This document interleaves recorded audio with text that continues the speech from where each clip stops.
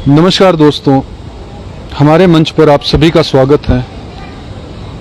दोस्तों, हमारा उत्साह बढ़ाने के लिए वीडियो को शेयर, लाइक और हमारे मंच को सब्सक्राइब जरूर कीजिए।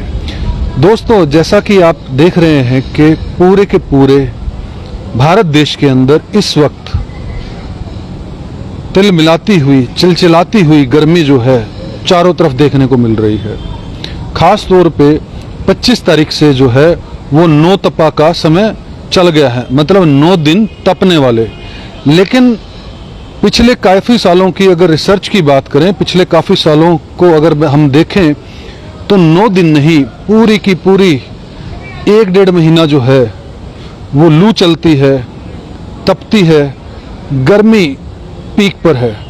अभी मैं एक न्यूज़ पढ़ रहा था, देख रहा था कि सिरसा जो है देश के अंदर दूसरे नंबर पर सबसे बड़ा गर्म शहर है।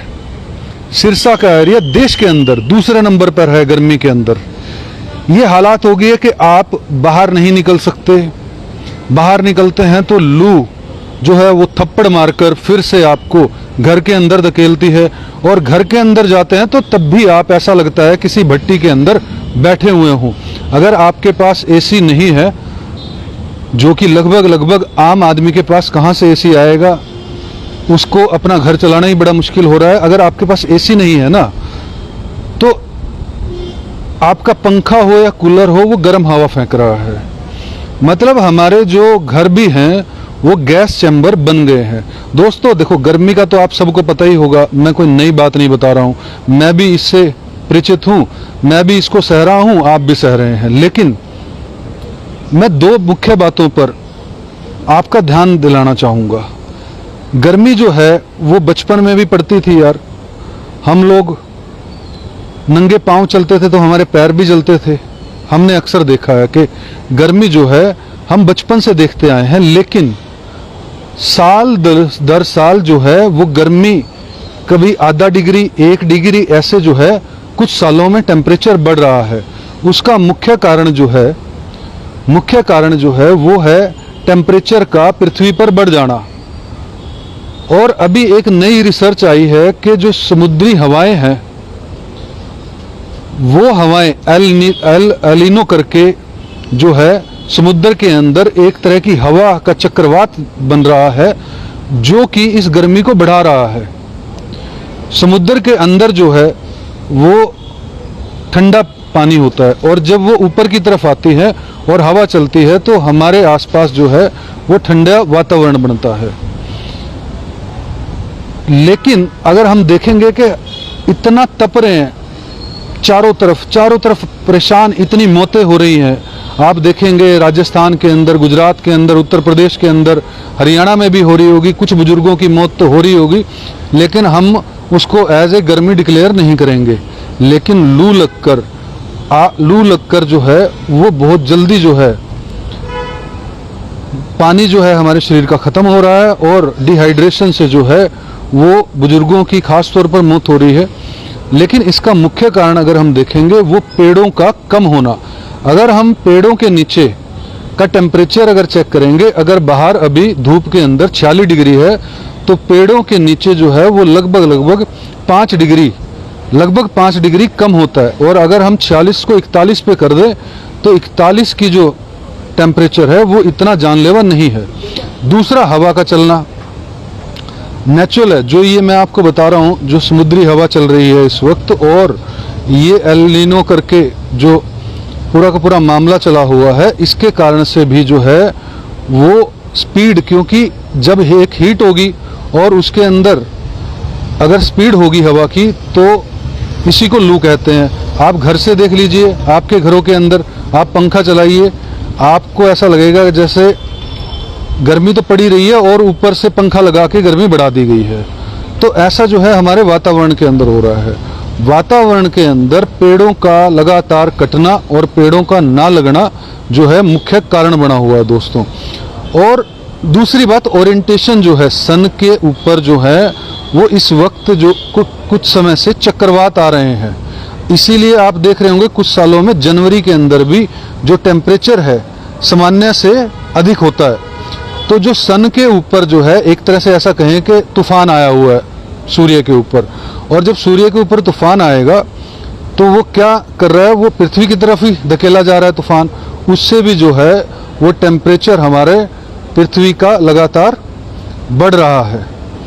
दोस्तों तीसरा जो मुद्दा है, हमारे जो मकान बनाने की जो कला है उसके अंदर बहुत बड़ी चूक हो गई है।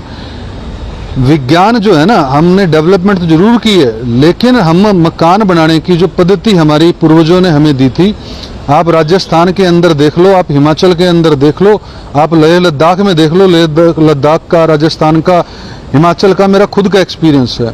वहाँ पे अभी भी कच्चे घर हैं, अगर छतें हैं तो लकड़ी की हैं, और अंदर जो है वो मिट्टी से लिपा हुआ है। अगर -30 डिग्री टेम्परेचर होता है तब भी उस घर के अंदर ठंड का इफेक्ट जो है कम होता है। अगर +50 डिग्री होगा तब भी ठंड, जो गर्मी का इफेक्ट है वो कम होगा।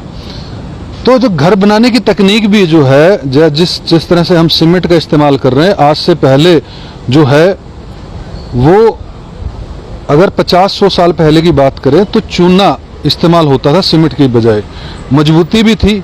दूसरा, मिट्टी का अधिक इस्तेमाल होता था।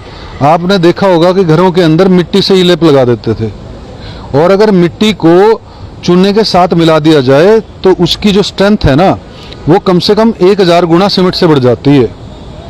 अगर आप मिट्टी और चूने की ईंट जो है, बनी हुई ईंट का अगर इस्तेमाल करें, जो कि इजीली अवेलेबल नहीं है, लेकिन अगर गोबर, मिट्टी और चूने से बनी हुई ईंट का इस्तेमाल किया जाए तो टेम्परेचर को वो रिड्यूस करती है बेसिकली।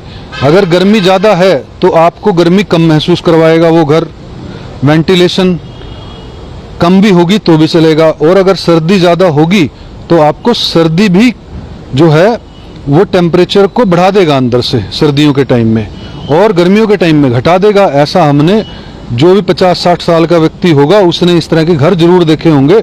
बिना पंखे के भी लोग जो है पहले सो जाया करते थे। तो जरूरत है 3 चीज़ों को काम करने की। पहला, जहाँ भी मौका मिले पेड़ लगाएं। घर के अंदर आप तुलसी का प्लांट लगाएं। तुलसी के प्लांट को लगभग है ऑक्सीडाइज्ड होता है और ज़्यादा सनलाइट की ज़रूरत नहीं होती।